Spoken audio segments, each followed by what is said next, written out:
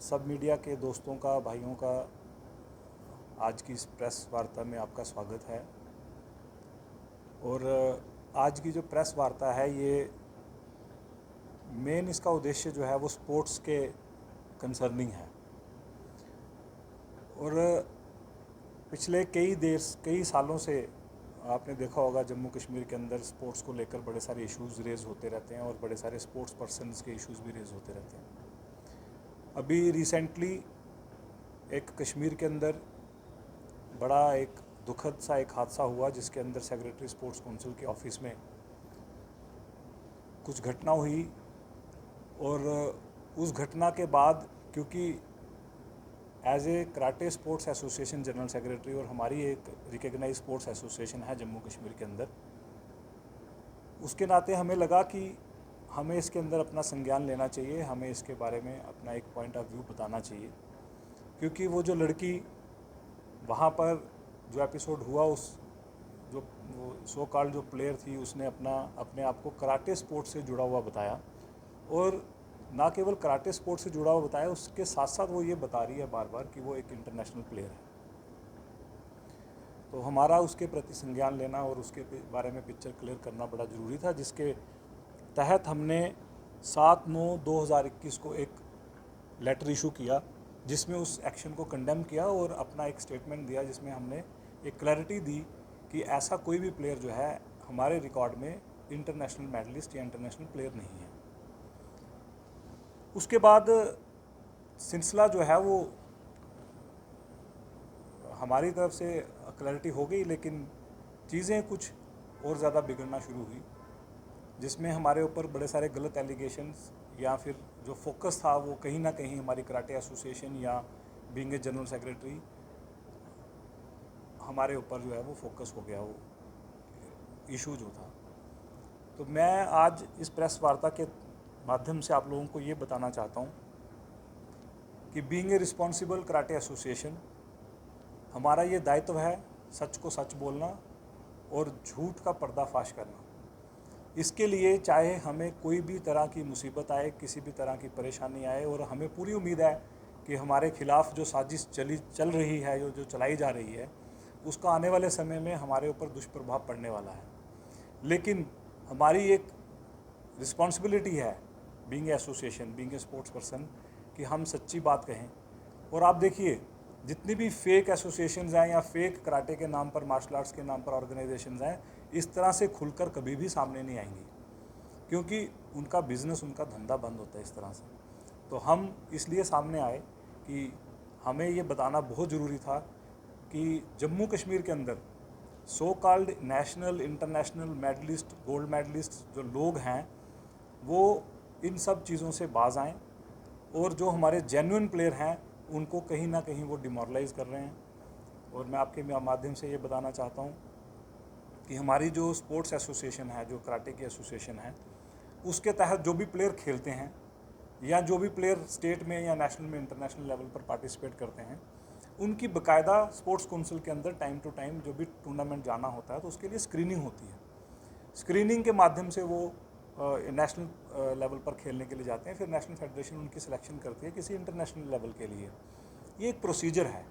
जिसको फॉलो करना पड़ता है, और हम लोग कर रहे हैं पिछले कई सालों से। जम्मू कश्मीर के अंदर जहाँ की कराटे की स्पोर्ट्स 2012 से पहले कोई भी टीम तक भी नहीं जाती थी खेलने के लिए, उसके बाद हमने बड़ा संघर्ष करके इस स्पोर्ट्स को खड़ा किया है। लेकिन जितना हमने स्पोर्ट्स को पॉपुलर किया, जितना हमने स्पोर्ट्स को जम्मू कश्मीर के कोने कोने तक पहुंचाया, उतना ही स्पोर्ट्स का दुरुपयोग जो है लोग पूरे जम्मू कश्मीर के अंदर कर रहे हैं। तो अभी रिसेंटली स्पोर्ट्स काउंसिल में कुछ ऐसी चीज़ें की गई हैं जिसके तहत ऐसी ऑर्गेनाइजेशन जो फेक लोग हैं या जो फेक ऑर्गेनाइजेशन हैं, उनके ऊपर एक प्रेशर बिल्ट हुआ है, जो हम चाहते थे कि हो। क्योंकि जो जेन्युइन प्लेयर हैं या जेन्युइन स्पोर्ट्स पर्सन हैं, उनके लिए पैसे की भी कमी होती है, उनके लिए फिर समय की भी कमी होती है, उनके लिए पब्लिसिटी, पॉपुलैरिटी की भी कमी होती है, जब ऐसे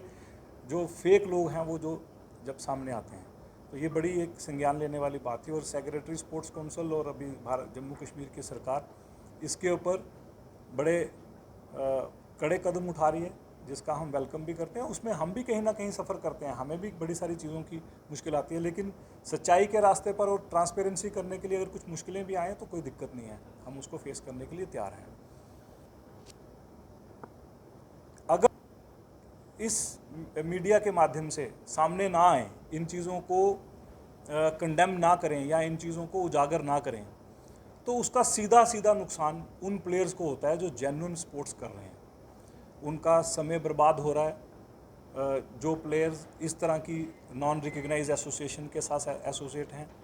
उनका पैसे की बर्बादी हो रही है। उनके लिए आप ये मान लो कि जब वो इस तरह से एक शॉर्टकट मेथड अडॉप्ट करके कहीं ना कहीं मेडल जीत कर आते हैं या फिर किसी ना किसी लेवल पर अपने आप को ये प्रमोट करते हैं कि हम नेशनल प्लेयर हैं या इंटरनेशनल प्लेयर हैं,